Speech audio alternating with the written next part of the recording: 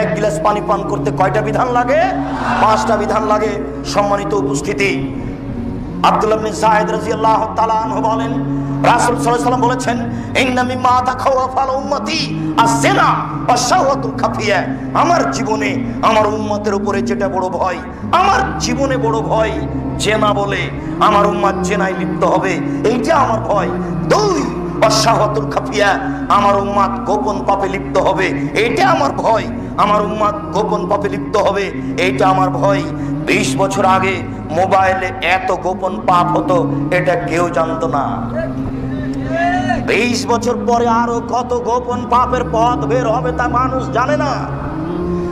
গাজীপুরে এই 10 তলা বিল্ডিং এর ওই উপর নাম রুমে একটা ছেলে বসে আছে, লন্ডনে তার বান্ধবী আছে, দুইজন দুইজনকে দেখছে।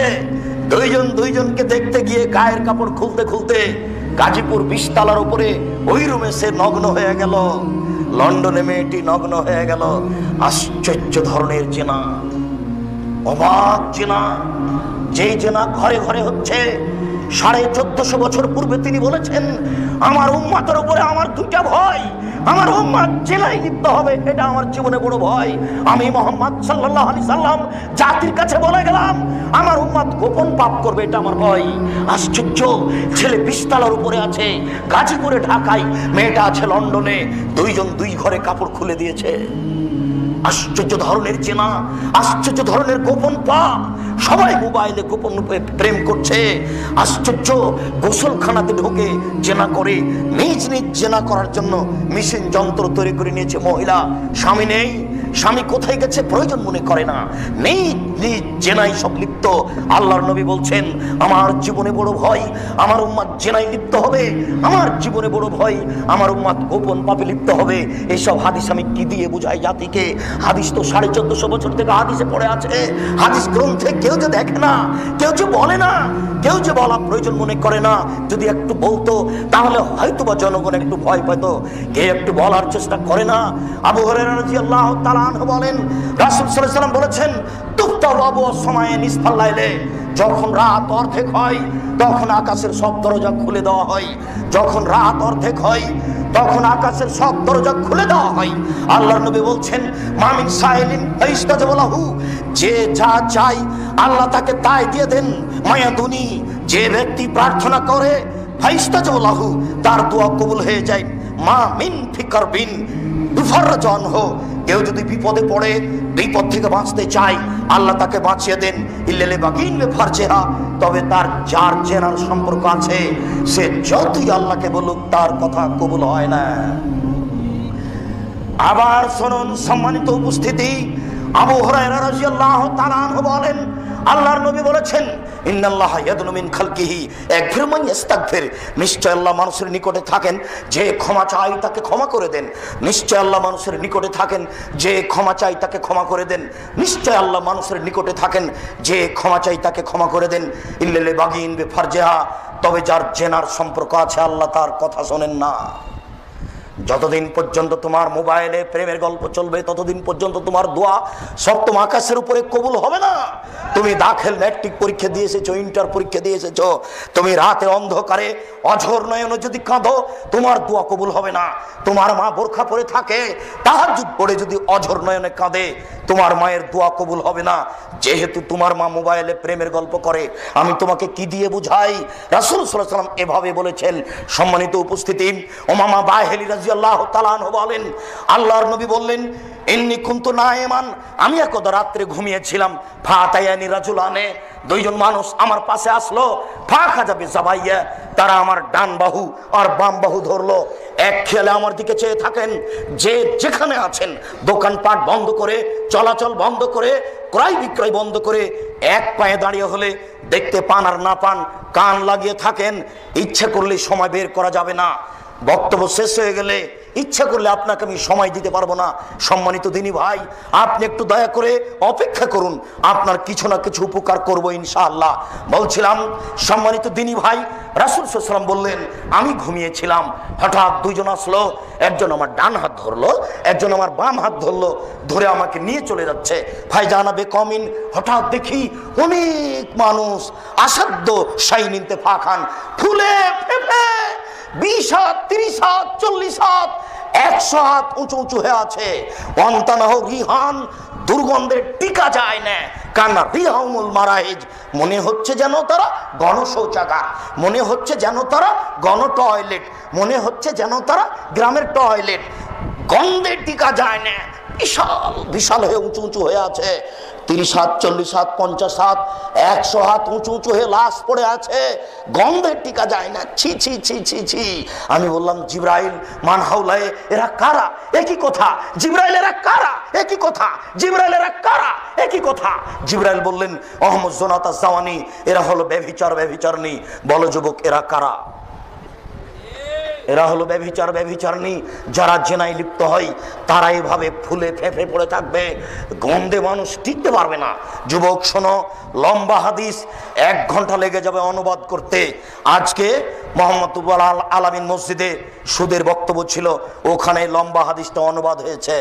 আজকে 11টার সময় যারা নেটে দিবে, তোমাদের বলছি ওটা টান দিয়ে দেখে নাও, সুদ বিস্তারিত বিবরণ দেওয়া আছে, সুদ কি জিনিস। লম্বা হাদিস থেকে তোমাকে একটা অংশ আমি অনুবাদ করে শোনাই। সম্মানিত মুরব্বিয়ানে কেরাম, আল্লাহর নবী বললেন, আমি গত রাত্রে স্বপ্নে দেখলাম 2 জন মানুষ আমার পাশে আসলো, মানে জিবরাইল আমার ডান হাত ধরলেন, মেকাইল আমার বাম হাত ধরলেন, ধরে আমাকে বাইতুল মুকাদ্দাসের দিকে টেনে নিয়ে যাচ্ছেন। যেতে যেতে ফাতাইন আল্লাহ নাকবিল মিসলি তান্নুরে চলে আসলাম একটা গর্তের পাশে। গর্তটা চুলার মতো। চুলা কেমন হবে? এই যে গাজীপুরে যেটা তান্দুরি রুটি করে, বুঝাতে পারলাম না, একটা মোটা রুটি আছে না, যেটা গায়ে লাগিয়ে দেওয়া হয়, এরকম চুলা আমি দেখলাম। এই চুলার ভিতরে আগুন আছে, আগুন উপরে চলে যাচ্ছে। আগুন যখন উপরে চলে যাচ্ছে, তখন মনে হচ্ছে ওর ভিতরে যা আছে কাদা এখরজমিনহা বের হয়ে বাইরে পড়ে যাবে। ফাইজা খামেদাত রাজাউ ফিহা, যখন আগুনটা একটু কমছে, সবকিছু ভিতরে চলে যাচ্ছে। ফাইদা ফিহা রেজালুন অনেসাউন ওরাতুন, তাতে দেখি পুরুষ নারী উলঙ্গ অবস্থায় জমা ধরে আছে, আগুনের ভিতরে জ্বলছে। পুরুষ নারী উলঙ্গ হয়ে আছে, জমা ধরে আছে। আগুন যখন ধাঁধা ধাঁধা করে জোরে উপরে উঠছে, পুরুষ নারী আগুনের ভিতরে ধাঁধা করে উপরে চলে যাচ্ছে। আবার যখন আগুনটা কম হচ্ছে, তখন আবার নিচের দিকে চলে যাচ্ছে। দৃশ্য দেখে আমি বললাম, জিবরাইল মান হাউলায়ে, এরা কারা? একই কথা। পুরুষ নারী উলঙ্গ অবস্থায় জমা ধরে আছে, আগুনের মধ্যে ধাঁধা করে জ্বলছে। ছি ছি ছি ছি, এরা কারা জিবরাইল? এরা কে?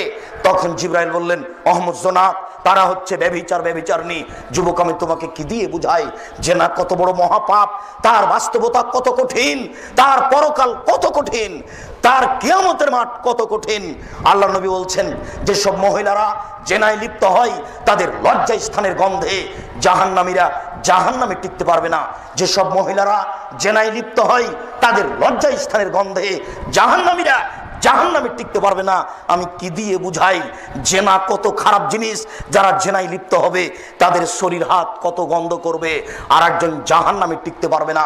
সম্মানিত উপস্থিতি, আবু হুরায়রা রাদিয়াল্লাহু তাআলা আনহু বলেন, রাসূল সাল্লাল্লাহু আলাইহি সাল্লাম বলেছেন, আল বিক্রু বিল বিক্রি জিলদুমি ওয়া তাগরিবু সানা, অবিবাহিত ছেলে মেয়ে যদি জেনা করে তাহলে তাকে 100 লাঠি পিটিয়ে এলাকা থেকে 1 বছরের জন্য তাড়িয়ে দিতে হবে। তিনি বলেন, আস-সাইবু বিস-সাইবার রাজম, বিবাহিত পুরুষ নারী যদি জেনা করে তাহলে তাকে ইট ঢেল পাথর দিয়ে মেরে মেরে মেরে ফেলতে হবে। আয়েশা রাদিয়াল্লাহু তাআলা আনহা বলেন, রাসূল সাল্লাল্লাহু আলাইহি সাল্লাম বলেছেন, মান কালা লা ইলাহা ইল্লাল্লাহ ওয়া আন্না মুহাম্মাদুর রাসূলুল্লাহ, যে ব্যক্তি বলবে লা ইলাহা ইল্লাল্লাহ ওয়া আন্না মুহাম্মাদুর রাসূলুল্লাহ, তাকে হত্যা করা যাবে না, তাকে মেরে ফেলা যাবে না, ইল্লা বিহিদা সালাসা, তবে 3টা পাপের কারণে মানুষকে হত্যা করা যায়। তবে 3টা পাপের কারণে মানুষকে হত্যা করা যায়। 3টা পাপের কারণে মানুষকে হত্যা করা যায়। 1, আর তারিকুল দিনেহি, ধর্ম ত্যাগী। কেউ যদি বলে আমি কোরআন মানি না, তাহলে সরকারের পক্ষ থেকে তাকে ফাঁসি দিতে হবে। কেউ যদি বলে গাভীর দুধ হারাম, সরকারের পক্ষ থেকে তাকে ফাঁসি দিতে হবে। কেউ যদি বলে মদ হালাল, তাহলে সরকারের পক্ষ থেকে তাকে ফাঁসি দিতে হবে। সম্মানিত উপস্থিতি, বলছিলাম এই লোকটার গলায় ফাঁস দেওয়া হয়েছে, ফাঁস টান টান। তখন বলছে আমার ভুল হয়েছে, আমার ভুল হয়েছে। কথা আমি ফিরিয়ে নিলাম, এই লোকটাকে ফাঁস থেকে নামিয়ে দিতে হবে, এর ফাঁসি হবে না। 3 শ্রেণীর মানুষকে হত্যা করতে হয়। তার 1 শ্রেণীর মানুষ ধর্মত্যাগী, তবে তার বাঁচার পথ আছে। 2 কাতালা নাফসান, কেউ যদি কোনো মানুষকে হত্যা করে ফায়ুক্তালো, তাহলে তাকে হত্যা করতে হবে, এর নাম কেসাস। এই ছেলে শোনো, তোমার দাদা 90 বছর বয়স, 3 বার হজ করেছে, তাহাজ্জুদ পড়ে ঘর থেকে বের হচ্ছিলেন, মসজিদের দিকে যাবেন, ওই যে ওই পাড়ার ছেলেটা কালকে তোমার দাদাকে অকথ্য ভাষায় গালি দিয়েছে। তোমার দাদার একটা রাগ ছিল, তাহাজ্জুদ পড়ে বের হয়ে ঘর থেকে বের হতো ওই ছেলেটা, এক থাপ্পড়ে ছেলেটা মারা গেল। এবার তোমার দাদাকে হত্যা করতে হবে। বুঝাতে পারলাম না? এর নাম কেসাস, এর নাম কেসাস। তবে তোমার দাদার বাঁচার পথ আছে। ওই ছেলের বাপ মা যদি বলে আচ্ছা যাক যাক যাক, ও আমার ছেলে মেরেছে, আমরা তাকে মারবো না, তাহলে তোমার দাদা বেঁচে যাবে। তবে পাপটা ছিল হত্যার যোগ্য। শোনো, কেউ যদি জেনা করে বিবাহের পরে, তাহলে দুনিয়াতে তাকে বাঁচানোর কোনো পথ নেই। একটা আশ্চর্য পাপ, পৃথিবীতে এরকম কোনো পাপ নেই যাতে বেঁচে থাকার সুযোগ হারিয়ে যায়। আশ্চর্য ধরনের পাপ। একটু খেয়াল করুন, এক খেয়ালে চেয়ে থাকবেন, 19-20 হয় না যেন, নড়াচড়া করবেন না, নইলে অনুবাদ বুঝতে পারবেন না। এদিকে দেখেন, জাতে মেরাতুমিন গামেদ সম্প্রদায়ের একজন মহিলা আসলো আল্লাহ রাসূলের দরবারে, এসে বলছে তাহেরনি ইয়া রাসূলুল্লাহ, হে আল্লাহ রাসূল আমাকে পবিত্র করুন। তখন আল্লাহ রাসূল বললেন, এই যে তুমি বাড়ি ফিরে যাও, আস্তাগফিরুল্লাহ, আল্লাহর নিকটে ক্ষমা চাও, ও তুবু ইলাইহি, তুমি তওবা করো, তোমার পাপ ক্ষমা হয়ে যাবে। তখন মহিলাটি বলছে আতুরাদুনি কামারাদাত্তা মাইজুবনে মালিকের আপনি বিচার করেননি, মুহাম্মদ সাল্লাল্লাহু আলাইহি সাল্লাম আপনি মাইজুবনে মালিকের বিচার করেননি, বারবার তাকে ফিরিয়ে দিচ্ছিলেন, সেইভাবে কি আপনি আমাকে ফিরিয়ে দিতে চাচ্ছেন? ওয়ান্না হুবলা মিনাজ জিনা, আমার পেট উঁচু হয়েছে অবৈধ সন্তানে, আমার পেটে অবৈধ সন্তান রয়েছে, দয়া করে আমাকে ফিরিয়ে দিন না, আমার বিচার করে দেন, দয়া করে আমাকে ফিরিয়ে দিন না, আমার বিচার করে দেন। তখন আল্লাহ রাসূল বলেন আচ্ছা ঠিক আছে, এই যে হাত্তা তালে দি, তুমি বাড়ি চলে যাও, যেদিন তোমার বাচ্চা হবে আসিও, তোমার বিচার করে দেব। মহিলা চলে গেল। মুসলিম গ্রন্থে এসেছে যে বাচ্চা সবেমাত্র প্রসব হয়েছে, ওই বাচ্চাকে ন্যাকড়ায় জড়িয়ে নিয়ে এসে আল্লাহ রাসূলের দরবারে এসে বলছে আল্লাহ রাসূল এ দেখেন বাচ্চা প্রসব হয়েছে, এ দেখেন বাচ্চা। তখন আল্লাহ রাসূল বাচ্চার দিকে লক্ষ্য করে মাথা নিচু করে বলছেন, এই যে তুমি বাড়ি ফিরে যাও, ফারজেই হে, বাচ্চাকে দুধ খাওয়াও, হাত্তা তাপ্তমি হে, যেদিন বাচ্চা দুধ ছেড়ে দিবে সেদিন আসিও, আমি বিচার করে দেবো। মহিলা বাচ্চা নিয়ে চলে গেল, বাচ্চাকে দুধ পান করালো। 2 বছর পরে বাচ্চা নিয়ে বিচারালয়ে উপস্থিত, এমত অবস্থায় বাচ্চার হাতে এক টুকরা রুটি রয়েছে। এই রুটি প্রমাণ করে বাচ্চা খাদ্য খেতে পারে। ফাওয়াসাদাহু বিয়াদি রাজুলিন মিনাল মুসলিমিনা, আল্লাহর নবী বাচ্চাটাকে একজন মুসলমানের হাতে দিলেন, বললেন যাও এই তুমি বাচ্চাকে লালন পালন করো। এরপরে তিনি বললেন সঙ্গী সাথী ইজাবু বিহা, তোমরা একে মাঠে নিয়ে যাও, আফরিল্লাহ সাদরিহা, মাঠে নিয়ে গিয়ে গর্ত খুঁড়ে বুক পর্যন্ত পুঁতে দাও। দুঃখিত আমার সম্মানিত দিনী ভাই, আপনাকে আমি কি দিয়ে বুঝাই জেনা কি জিনিস, বিচার কি জিনিস? আপনাকে আমি কি দিয়ে বুঝাই জেনা কি জিনিস, বিচার কি জিনিস? বিবাহ করার পরে যদি পুরুষ এই জেনায় লিপ্ত হয়, তাহলে তাকে বুক পর্যন্ত মাটিতে পুঁতে দিতে হবে না, এমনিতেই চতুর্দিক থেকে ঢেল পাথর মেরে ফেলতে হবে। কিন্তু মহিলা মানুষ যদি তার গায়ে পাথর মারা হয়, তাহলে অঙ্গ প্রত্যঙ্গ খুলে যেতে পারে, ইসলাম এটা মেনে নিবে না। এই অবস্থায় তাহলে কি করা যায়? আল্লাহ রাসূল বললেন তাকে বুক পর্যন্ত মাটিতে পুঁতে দাও। বুক পর্যন্ত মাটিতে পুঁতে দিয়ে উপর দিকে তোমরা ঢেল পাথর মারতে থাকো। সাহাবীগণ বলেন আমরা তাকে মাঠে নিয়ে গেলাম, মাঠে নিয়ে গিয়ে গর্ত খুঁড়ে বুক পর্যন্ত মাটিতে পুঁতে দিয়ে চতুর্দিক থেকে ঢেল পাথর মারতে লাগলাম। খালিদ বিন ওয়ালিদ বলেন আমি একটা পাথর নিলাম, আমি তার মুখের উপরে মারলাম, ফাতারাজ্জাহাদাম আলা ওয়াজহি খালিদ, পাথরটা মুখে লেগে মুখ ফেটে রক্ত ছিটে খালিদের গায়ে লাগলো। ফাসবাহা, খালিদ গালি দিয়ে বসলেন ছি ছি ছি ছি ছি, একজন জেনাকারিনী মহিলার গায়ের রক্ত আমার গায়ে লাগলো। তখন আল্লাহ রাসূল বললেন মাহলেনা খালিদ, খালিদ থামো, তুমি গালি দিও না, লাকা তাওয়াত লাউ তাওয়া সাইবাকসিল্লাহ গফরালাহু, এই মহিলা এত তোবা করেছে, আল্লাহর দরবারে এত ক্ষমা ভিক্ষা চেয়েছে, এরকম তোবা যদি বড় থেকে বড় পাপী করে তবে তার পাপ ক্ষমা করা হবে। খালিদ তুমি একে গালি দিও না। আল্লাহর নবী বললেন এর পাপ ক্ষমা হয়ে গেছে। আল্লাহ নবী তার জানাজা করলেন, আল্লাহ নবী তার কাফন দাফন করলে কি দিয়ে বুঝায় আমি জাতিকে? আল্লাহ রসুল তাকে বললেন না যাও তোমার বিচার হবে না, তোমার পাপ ক্ষমা হয়ে গেছে, এই কথা তিনি বললেন না। আপনাকে আমি যেটা বুঝাতে চেয়েছি, কি বুঝালাম? আপনাকে আমি বুঝালাম যে জেনা যদি হয় বিবাহের পরে, তাহলে দুনিয়াতে তার বেঁচে থাকার কোনো সুযোগ নেই। এত বড় পাওয়ারফুল মানুষ, পৃথিবীর সবচেয়ে বড় পাওয়ারফুল মানুষ, তিনি বললেন তার পাপ ক্ষমা হয়ে গেছে, কিন্তু তিনি মাফ করতে পারলেন না। তিনি ধর্মের কাছে জিম্মি, তিনি বলে যেতে পারলেন না যে তার পাপ ক্ষমা হয়ে গেছে, যাও তোমার বিচার হবে না। আমি মনে হয় বুঝাতে পারছি না। সম্মানিত উপস্থিতি, মনে রাখবেন রাসূল সাল্লাল্লাহু আলাইহি ওয়াসাল্লাম বলছেন সালাসা, তিন শ্রেণীর মানুষ রয়েছে যাদের সাথে আল্লাহ বিচারের মাঠে কথা বলবেন না। শুনুন, তিন শ্রেণীর মানুষ রয়েছে যাদের সাথে আল্লাহ বিচারের মাঠে কথা বলবেন না। তারা কত বড় পাপী!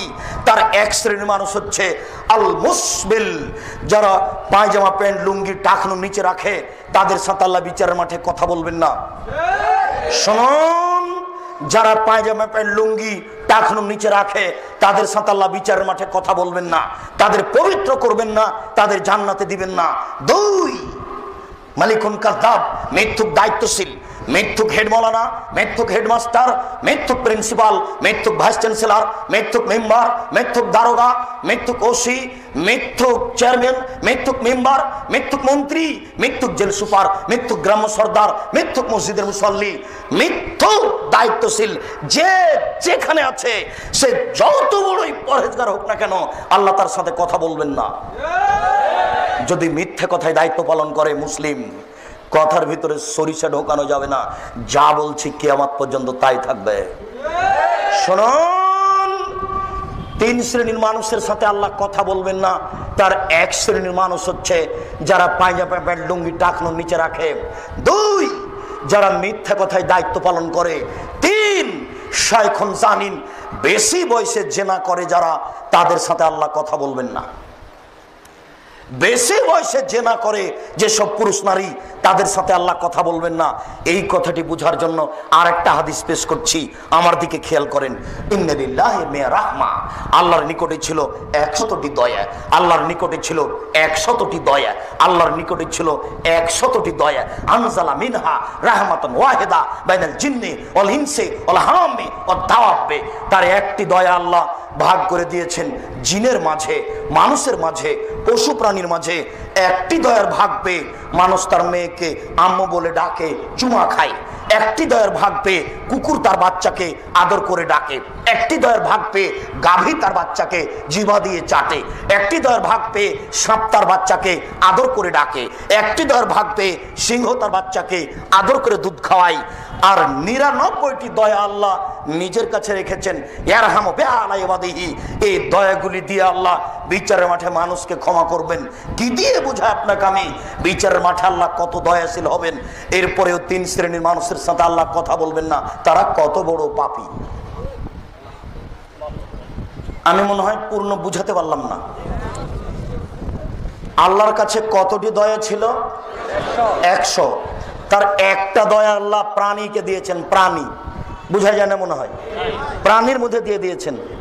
এই একটি দয়ার ভাগ পেয়ে গাভীটা তার বাচ্চাকে এইভাবে চাটে খাচ্ছে, এইভাবে জিহ্বা দিয়ে চাটছে। আর একটি দয়ার ভাগ পেয়ে আপনার মেয়েকে আপনি এইভাবে চুমা খাচ্ছেন। 99টা দয়া আল্লাহ নিজের কাছে রেখেছেন। এইগুলি দিয়ে বিচার মাঠে আল্লাহ মানুষকে মাফ করবেন। এরপরে আল্লাহ তিন শ্রেণীর মানুষের সাথে কথা বলবেন না, তারা কত বড় পাপী। আমি আপনাকে কি দিয়ে বুঝাই তারা কত বড় পাপী? তার এক শ্রেণীর মানুষ হচ্ছে যারা পায়জামা প্যান্ট লুঙ্গি টাকনুর নিচে রাখে।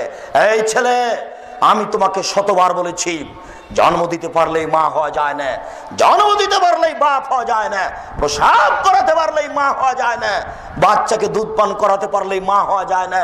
পাগলিও বাচ্চাকে প্রসাব করাতে পারে, পাগলিও বাচ্চাকে দুধ খাওয়াতে পারে।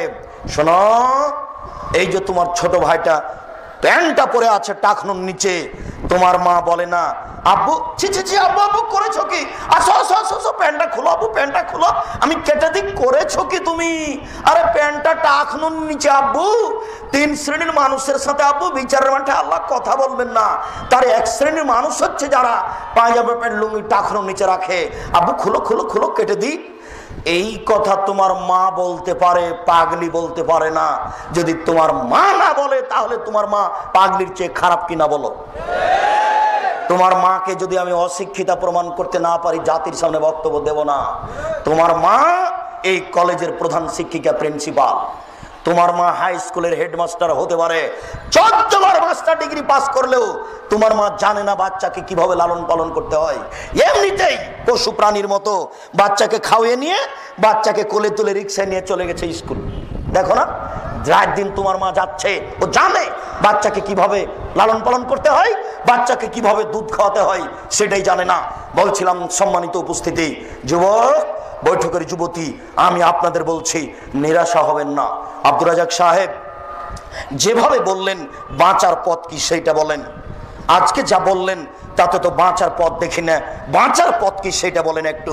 জি, দয়া করে আপনি অপেক্ষা করুন, আপনাকে আমি বাঁচার পথ বলছি। মনে রাখবেন, বড় পাপ 2 ভাগে বিভক্ত, একগুলি আল্লাহর সাথে জড়িত, একগুলি মানুষের সাথে জড়িত। মনে রাখবেন, বড় পাপ 2 ভাগে বিভক্ত, একগুলি আল্লাহর সাথে জড়িত, একগুলি মানুষের সাথে জড়িত।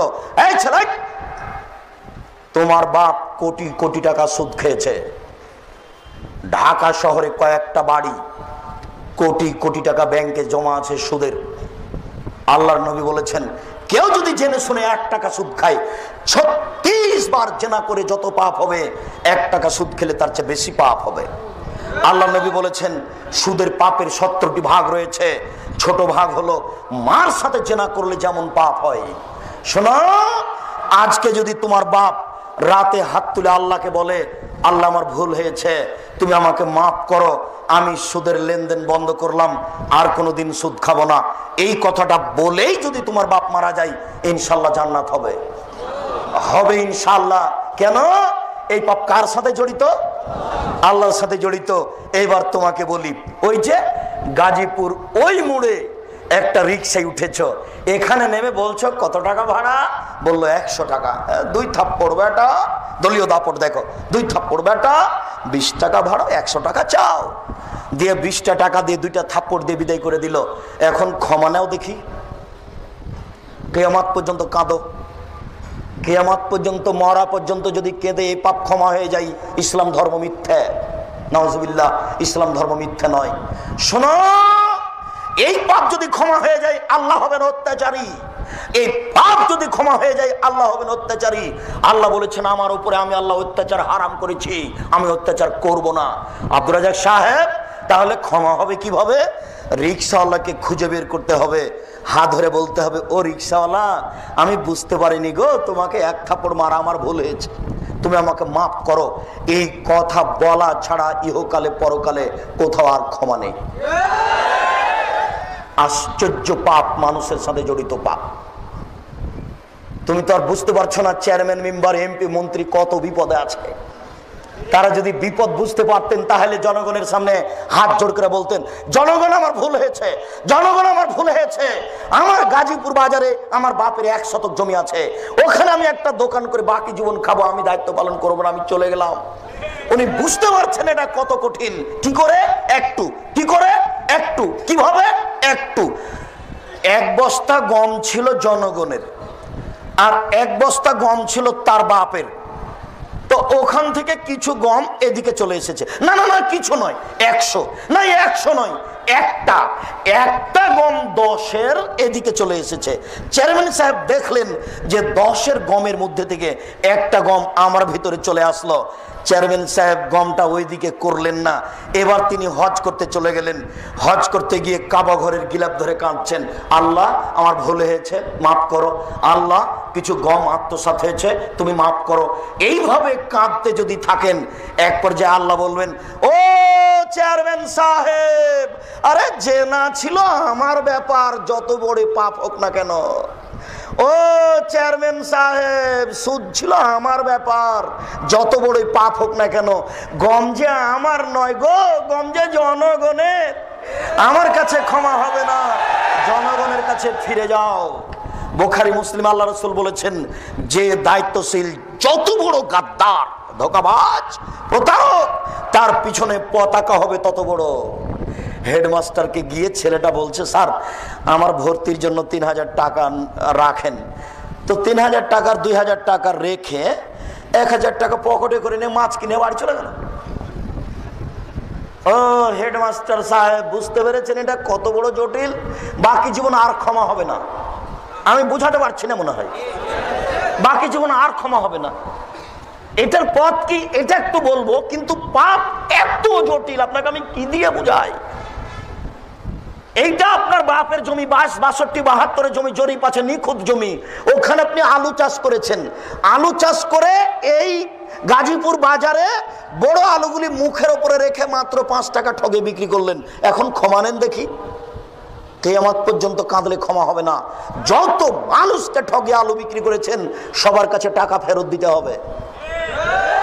গরু জবে করেন বিক্রি করেন, গোস্ত গরু জবে করেন বিক্রি করেন, দিনে কোটি টাকা ইনকাম করেন, তাতে আসে যায় না। কিন্তু প্রত্যেক দাঁড়িতে 50 করে গোস্ত কম দিয়েছেন, এবার ক্ষমা নেন দেখি। বুঝাতে পারলাম না যে না, যত বড়ই পাপ হোক না কেন, এখনই যদি আল্লাহকে বলেন, চোখের পানি ফেলে আল্লাহ আমার ভুল হয়েছে আমাকে মাফ করো, একবার বললেই ক্ষমা হয়ে যাবে ইনশাআল্লাহ। শতবার আপনি কেঁদে বলেন সেটা ভিন্ন কথা, এটা আল্লাহর সাথে জড়িত পাপ ক্ষমা করা সহজ। শুনুন সম্মানিত উপস্থিতি, আমরা আব্দুর রাজাক সাহেবের মুখে শুনেছি অজু করে নামাজ পড়তে হয়, পানি নেই। তায়াম্মুম করে নামাজ পড়তে হবে, মাটি নেই। বিনা অজুতে বিনা তায়াম্মুমে নামাজ পড়তে হবে। কেবলার দিকে মুখ করে নামাজ পড়তে হয়, কেবলা বোঝা যায় না, এমনিতে নামাজ পড়তে হবে। শত্রু তাড়া দিয়েছে, দৌড়িয়ে চলে যাচ্ছি, এই অবস্থাতে নামাজ পড়তে হবে। গাড়িতে দাঁড়িয়ে আছি, ঠেলে ঠেল মানে না, এইভাবে হাত উঁচু করে শিকল ধরে আছি, নামাজের টাইম হয়ে গেছে, এইভাবেই নামাজ পড়তে হবে। দাঁড়িয়ে নামাজ পড়তে হয়, বসে দাঁড়িয়ে থাকা যায় না, বসে থেকে পড়তে হবে। বসে থাকা যায় না, শুয়ে থেকে পড়তে হবে। পরিষ্কার কাপড় পরে সালাত আদায় করতে হয়, পরিষ্কার কাপড় নেই। যেই কাপড়ে পেশাব পায়খানা লেগে আছে, এই কাপড় পরেই সালাত আদায় করতে হবে। পরিষ্কার অপরিষ্কার কোনো কাপড়ই নেই, উলঙ্গ হয়ে আছেন, উলঙ্গ অবস্থাতেই সালাত আদায় করতে হবে। কথার কথা বলা হয়েছে, আফগানিস্তানে, ইরাকে, মুসলিম দেশে মার্কিন সৈন্য ঢুকে মুসলিম নারীকে ধরে নিয়ে এসে 10 জন 12 জন ধর্ষণ করে, এরপরে পরনের কাপড় খুলে নিয়ে উলঙ্গ অবস্থায় হাঁটতে বাধ্য করে তাদের সামনে। এই উলঙ্গ অবস্থায় যদি নামাজের টাইম হয়ে যায়, তাহলে মার্কিন সৈন্যের সামনে উলঙ্গ অবস্থাতেই এই মহিলাকে নামাজ পড়তে হবে, পড়তেই হবে। আপনাকে আমি কি দিয়ে বুঝাই নামাজ কি জিনিস? আপনাকে আমি কি দিয়ে বুঝাই নামাজ কি জিনিস? আপনাকে আমি কি দিয়ে বুঝাই নামাজ কি জিনিস? একটা আশ্চর্য ইবাদত যে মানুষের কোনো অসুবিধা বুঝে না, একটা আশ্চর্য ইবাদত যার কোনো বদল বিকল্প চলে না। আমি অসুস্থ, একে টাকা দিলাম, ও হজ করলো, হজ আমার হয়ে গেল। এ দেখেন হজের বিকল্প চলে, নামাজের চলে না। আমি অসুস্থ, ফকিরকে খাওয়ালাম, সকাল সন্ধ্যা রোজা থাকলো, রোজা আমার হয়ে গেল। এ দেখেন রোজার বিকল্প চলে, নামাজের বিকল্প চলে না। আশ্চর্য ধরনের ইবাদত। ইমাম আবু হানিফা রাহিমাহুল্লাহ বলেছেন, কেউ যদি অলসতা করে 1 ওয়াক্ত নামাজ ছেড়ে দেয়, তাহলে তাকে জেলখানায় বন্দি করে পিটিয়ে নামাজ পড়াতে হবে। ইমাম আহমদ ইবনে হাম্বল রাহিমাহুল্লাহ বলেছেন, কেউ যদি অলসতা করে 1 ওয়াক্ত নামাজ ছেড়ে দেয়, তাহলে তাকে কুরবানি করতে হবে। বর্তমান আরবি বিদ্বানগণ এখন বলছেন, এই মুহূর্তে আরবি বিদ্বানগণ বলছেন, স্বামী নামাজ পড়ে, স্ত্রী পড়ে না, স্ত্রী পড়ে, স্বামী পড়ে না। বিভাগ কেটে গেছে, চেয়ারম্যান লাগে না, মেম্বার লাগে না, কাজী লাগে না, খাতা কলম লাগে না, বিভাগ এমনিতেই গেছে। আপনাকে আমি কি দিয়ে বুঝাই নামাজ কি জিনিস? আল্লাহ নবী বলেছেন, এই মাওরু আওলাদাকুম বিসসালাত আহম আবনাউ সাবি সিনিনা, তোমরা তোমাদের ছেলে মেয়েকে নামাজ পড়তে বলো যখন তার বয়স 7 বছর।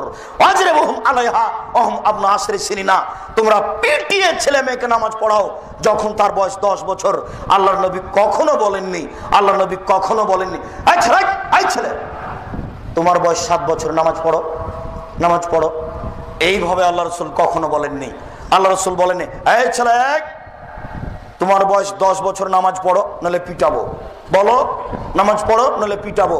এইভাবে আল্লাহ রাসূল বলেননি। আল্লাহ রাসূল বলছেন মৌলু আওলাদাকুম বিসসালাত ওহুম আবনাউ সাবঈ সিনিনা, তোমরা তোমাদের ছেলে মেয়েকে নামাজ পড়তে বলো যখন তার বয়স 7 বছর 10 পর্যন্ত। আব্বু নামাজ পড়ো, আম্মু নামাজ পড়ো, আব্বু নামাজ পড়ো। কতদিন চলবে? 3 বছর। এবার পিটন, লাঠি, এই দাঁত ভেঙে দেবো, একবারে পিঠের চামড়া তুলে দেবো, আগে নামাজ পড়াই তারপরে কোনো কথা। এটা কতদিন চলবে পিটন? 5 বছর 15 পর্যন্ত। এ হলো 5 আর 3 8 বছর নামাজের কর্মসূচি। 5 বছর বয়সের ছেলে নামাজ পড়ে না, তার বাপ বেঁচে আছে, কথা মিথ্যে। 15 বছর বয়সের ছেলে নামাজ পড়ে না, তার বাপ বেঁচে আছে, এটা মিথ্যে। কাপুরুষকে, অযোগ্যকে, কাপুরুষকে, অযোগ্যকে আমি আব্দুর রাজ্জাক বাবা বলতে চাই না। আল্লাহ রাসূল তাকে বারবার বলেছেন, এ কাপুরুষ তুই বিবাহ করিস না। যোগ যেভাবে ঘুরে বউ সেভাবে চলে, এর নাম ক্ষমতা। যোগ যেভাবে ঘুরে বউ সেভাবে চলে, এর নাম ক্ষমতা। যোগ যেভাবে ঘুরে পরিবার সেভাবে চলে, এর নাম ক্ষমতা। তোর ক্ষমতা নেই, তুই বিবাহ করিস না। আল্লাহ রাসূল অনেককে নিষেধ করেছেন এভাবে। আবু জার গেফারি বলছেন, আল্লাহ নবী আমাকে একটু এলাকার নেতা করে দেন না। তখন আল্লাহ রাসূল বলছেন, হায় হায় আবু জার, তুমি করেছো কি? আরে নেতৃত্ব আমানত, তুমি তো দুর্বল মানুষ, তুমি পারবা না। নেতৃত্ব দিবে উমর, যে সকালকে সকাল করে দেখাতে পারে, বিকেল হবে না। যে বিকেলকে সকাল করবে না, বিকেল করে রাখবে, যার নাম উমর। যার কথা শুনলে বনের পশু কাঁপে,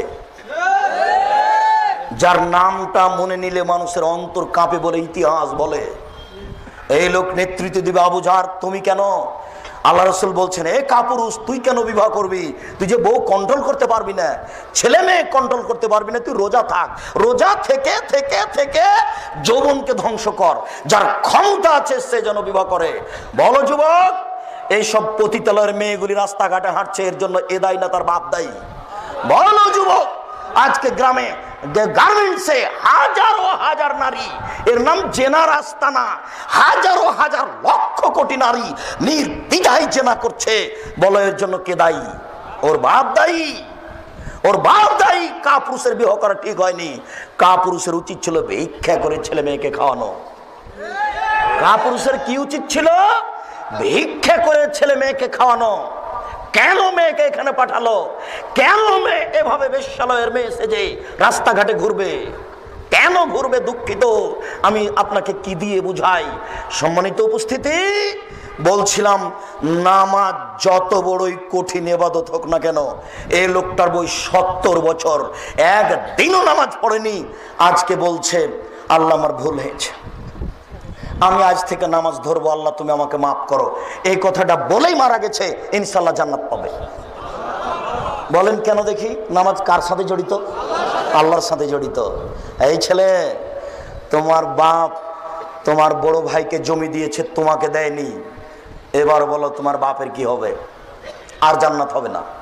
শুনুন, বাংলাদেশের নোংরা নীতি, প্রায় পরিবারে তোমার বাপের 90 শতক জমি, তুমি আর তোমার 2টা বোন, বা তুমি আর তোমার 1টা বোন, বলো তো তোমার বাপ মরার পরে 60 শতক নিবা তুমি, আর 30 শতক নিবে তোমার বোন। তো এই 30 শতক কি তোমার কাছে একদিন থাকার অনুমতি আছে? তো বছর বছর আছে কেন? বুঝাতে পারলাম না কথা মনে হয়। আগামীকাল সন্ধ্যা হতে হতে বোনের ভাগ দিতে হবে, তারপরে কোনো কথা আছে। গাজীপুর শহরে বাপের জমি আছে, তাতে কি হবে? প্রয়োজনে ভিক্ষা করে খাবো, বোনের জমি খাবো না। আপনি বুঝতে পারছেন না। আপনাকে আমি একটা বাক্য বুঝাতে পারিনি। আল্লাহর রাসূল বলেছেন, ইন্নামার রিজকু ইয়াতলুবুন নাস কামা ইয়াতলুবুল মাউত। মানুষের মরণ যেভাবে মানুষকে খুঁজে, মানুষের রুজি মানুষকে সেভাবে খুঁজে। মানুষের মরণ যেভাবে মানুষকে খুঁজে, মানুষের রুজি মানুষকে সেভাবে খুঁজে। মরণ কাউকে ধরেনি, 1000 বছর থেকে পড়ে আছে। এইটা কি ঘটেছে? মরেনি এমন কোন মানুষ কি আছে? মরণ যেমন মানুষকে খুঁজে, মানুষের রুজি তেমন মানুষকে খুঁজে। পৃথিবী সৃষ্টির 50,000 বছর পূর্বে আপনার রুজি যা লেখা হয়েছে, যেদিন আপনি মায়ের পেটে 3-4 মাস, সেই দিন রুজি আবার ওইটাই লেখা হয়েছে। এই ছেলে শোনো, তোমার বাপ 6 মাস হলো কিছু খায় না, শুধু ফলের রস খায়, কিছুই খায় না। বলো বেঁচে আছে কেন? শোনো, রুজি শেষ হয়ে গেছে, হায়াত বাকি আছে, এই জন্য বেঁচে আছে। কিছুই যদি না খায় তবু বেঁচে থাকবে। এবার শোনো, এই ছেলে, তোমার বাপ খালি বেশি বেশি খেতে চাচ্ছে, তোমার মা এখনই দিয়ে আসলো, আবার বলছে আমাকে ক্ষুধা লেগেছে, খেতে দাও তো। এটা কেন বলো? তোমার বাপের হায়াত শেষ হয়ে গেছে, রুজি বাকি আছে। একটা চাউল বাকি রেখে মারা যাবে না। আমি বুঝাতে পারছি না? একটা চাউল বাকি রেখে মারা যাবে না। যেই চাউল নির্ধারণ হয়েছে পৃথিবী সৃষ্টির কতদিন পূর্বে?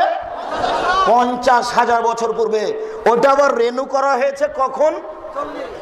মায়ের পেটে যেদিন 3-4 মাস, সেই দিন আবার লেখা হয়েছে, শুনুন, আগামীকাল সন্ধ্যা হতে হতে বোনের ভাগ দিবেন, তাহাজ্জুদ পড়ে জান্নাত কেনার চেষ্টা করিয়েন না।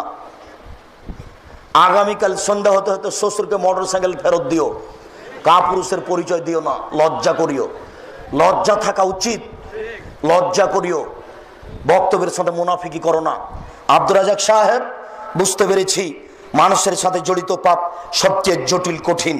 আল্লাহর সাথে জড়িত পাপ খুবই ক্ষমা নেওয়া সহজ। জেনা আল্লাহর সাথে জড়িত পাপ। জি, জেনা আল্লাহর সাথে জড়িত পাপ। নিরাশা হবেন না, আপনাকে আমি কয়েকটি পথ দেখাচ্ছি।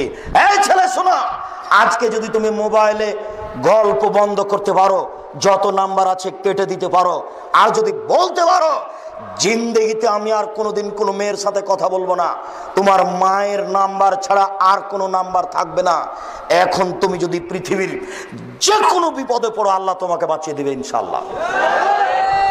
আব্দুর রাজাক সাহেব এত বড় কথা বললেন, দলিল আছে তো? তা তো অবশ্যই, দলিল ছাড়া আমি কোনো বাক্য ব্যবহার করি না। বলেন দেখি।